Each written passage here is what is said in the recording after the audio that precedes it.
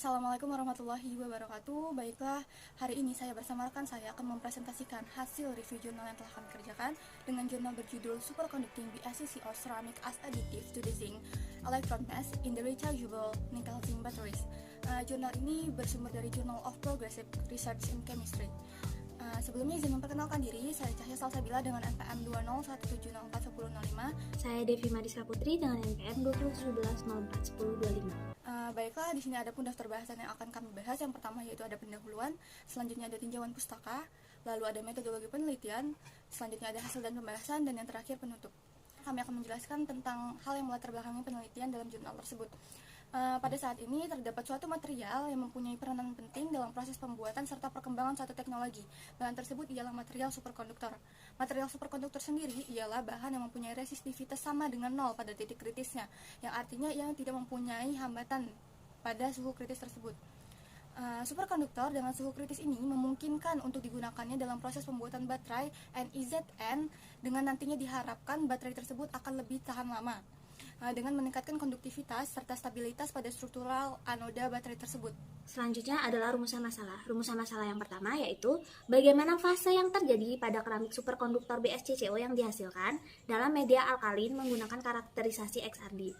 Yang kedua, bagaimana struktur mikro yang terbentuk pada keramik superkonduktor BSCCO menggunakan karakterisasi SEM dan EDX. Dan yang terakhir, bagaimana fase ketergantungan muatan spesifik dan kapasitas pelepasan elektroda seng dengan penambahan keramik superkonduktor BSCCO pada pola beban arus yang berbeda menggunakan pengujian elektrokimia. Tujuan penelitian dari jurnal tersebut yaitu untuk mengetahui fase yang terjadi pada keramik superkonduktor BSCCO yang dihasilkan dalam media alkalin menggunakan karakterisasi XRD.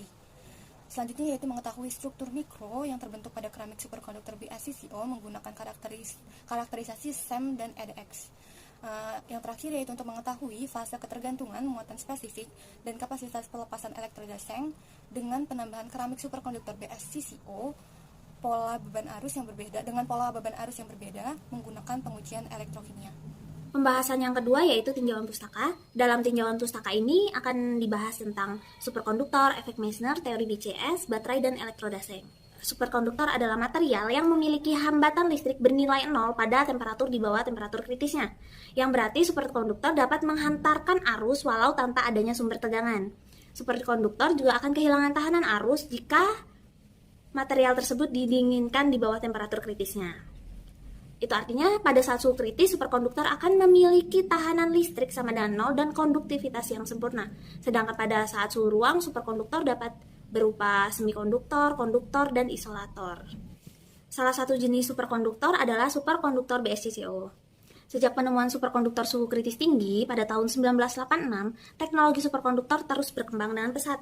Salah satu superkonduktor suhu kritis tinggi adalah superkonduktor BSCCO, yaitu superkonduktor bismus strontium kalsium kuper oksida. Superkonduktor BSCCO adalah superkonduktor oksida keramik yang memiliki keunggulan suhu kritis tinggi dan tidak mengandung unsur beracun. Sistem BSCCO memiliki 3 fasa, yaitu BI2201 dengan suhu kritis 10 Kelvin, BI2212 dengan suhu kritis 80 Kelvin, dan BI2223 dengan suhu kritis 110 Kelvin. Serbuk superkonduktor BSCCO umumnya digunakan sebagai bahan pengisi tabung perak, di mana setelah mengalami beberapa tahapan perakuan termomekanik, akan menghasilkan pita konduktor yang diaplikasikan sebagai pengantar arus. Di dalam superkonduktor itu biasanya terkenal dengan efek Meissner dan teori BCS. Nah, efek Meissner sendiri itu adalah suatu fenomena ketika superkonduktor menolak medan magnet. Jadi ketika ada magnet yang diletakkan di atas suatu superkonduktor, maka magnet tersebut akan melayang. Efek Meissner ini terjadi saat superkonduktor ada di bawah suhu kritisnya. Selanjutnya untuk teori BCS itu merupakan teori yang menjelaskan pemasangan dua partikel dalam suatu inti atom yang saling terhubung pada waktu yang bersamaan. Teori BCS ini ditemukan oleh Barden, Cooper, dan Schiffer pada tahun 1957. Nah, teori BCS ini dapat digunakan untuk menjelaskan variasi nilai arus listrik saat nilai hambatan listriknya itu sama dengan 0. Selanjutnya adalah baterai. Baterai merupakan salah satu sumber energi listrik yang sangat diandalkan untuk mengoperasikan peralatan elektronik yang bersifat portable. Beberapa jenis baterai yang sering ditemui dalam kehidupan sehari-hari itu ada baterai primer dan baterai sekunder. Baterai primer tersusun atas 3 komponen penting, yaitu karbon sebagai anoda, Zn sebagai katoda, dan pasta sebagai elektrolit. Jenis-jenis baterai. Yang pertama ada baterai primer, merupakan baterai yang tidak dapat diisi ulang ketika dayanya sudah habis. Yang kedua ada baterai sekunder, baterai dengan sel elektrokimia yang reaksi kimianya dapat diputar dengan menerapkan tegangan tertentu pada baterai dengan arah terbalik. Selanjutnya ada baterai nikel kadmium, jenis baterai yang dapat diisi ulang dan digunakan untuk peralatan elektronik portable. Selanjutnya ada baterai nikel logam hidrida yang merupakan jenis baterai isi ulang. Lalu ada baterai nikel lithium ion, disebut lithium ion karena katoda dan anodanya berfungsi sebagai inang untuk ion lithium. Lalu ada baterai asam timbal yang biasa digunakan untuk peralatan dengan tugas berat. Dan yang terakhir ada baterai nikel zinc yang menggunakan elektrolit alkalin dan elektroda nikel seperti baterai nikel kadmium. Baiklah, di sini juga dijelaskan sedikit tentang elektroda seng Zn. Logam seng itu sendiri menjadi bahan elektroda negatif pilihan yang digunakan untuk banyak sistem utama seperti seng karbon, seng mangan, seng nikel, dan zinc air.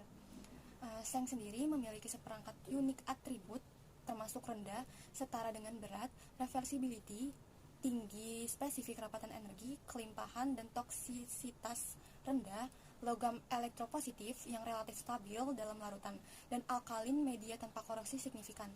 Pembahasan yang ketiga yaitu metode penelitian. Dalam metode penelitian ini akan dibahas tentang alat dan bahan beserta prosedur penelitian. Alat-alat yang digunakan yaitu palet penggerus, alat kuat tekan baterai, XRD, SEM EDX, oven, dan plastik transparan. Sedangkan bahan yang digunakan yaitu serbuk Bi2O3, serbuk PbO, serbuk CuO, serbuk SrCO3, serbuk ZnO, elektroda Zn, larutan KOH, air suling, katoda, dan anoda nikel. Baiklah, di sini ada bagian prosedur penelitian di dalam jurnal tersebut. Yang pertama yaitu dengan mensintesiskan keramik BSCCO ZnO, lalu melakukan karakterisasi bahan elektroda. Selanjutnya itu dengan menstabilisasi kimia pada keramik BSCCO dalam media alkalin. Selanjutnya itu adalah dengan mempersiapkan pasta elektroda seng yang dilanjut dengan perakitan sel baterai NiZn, lalu dilakukan pengujian elektrokimia pada sel baterai NiZn. Hasil dan pembahasan. Yang pertama ada analisa fasa menggunakan XRD. Pola difraksi sinar X dari keramik Bi 1,7, Pb 0,3, Sr2, Ca2, Cu3OX menunjukkan sampel dengan fasa tunggal terkristalisasi dengan baik dari sistem superkonduktor BSCCO. Hal ini dapat dilihat pada gambar 4.1, yaitu pola XRD sampel keramik BSCCO sebelum perlakuan alkalin. Pada gambar 4.2 ini merupakan pola XRD sampel keramik BSCCO setelah perlakuan alkalin. Sedangkan pada slide sebelumnya itu sebelum perlakuan alkalin. Dapat dilihat pada gambar 4.2 ini setelah perlakuan dengan larutan alkalin KOH 7 molar, semua puncak fase superkonduktor 2212 tetap praktis tidak berubah dan tidak ada fase pengotor yang terkait dengan deteriorisasi sampel. Pada gambar 4.2 ini tidak ada perubahan fasa dalam keramik BSCCO superkonduktor meskipun sudah terjadi kontak cukup lama dengan larutan alkalin, yang artinya dari gambar 4.1 dan 4.2 ini tidak ada perubahan fasa yang terjadi. Baiklah, di sini dapat dilihat yaitu ada analisis morfologi dengan menggunakan SEP untuk sampel BSCCO. Gambar A itu sebelum dengan perlakuan alkalin, lalu yang gambar B itu ketika sudah diberlakukan dengan alkalin. Di sini juga dapat dilihat hasil dari EDX yaitu kandungan unsur dari sampel keramik BSCCO baik sebelum maupun sesudah perlakuan dengan alkalin.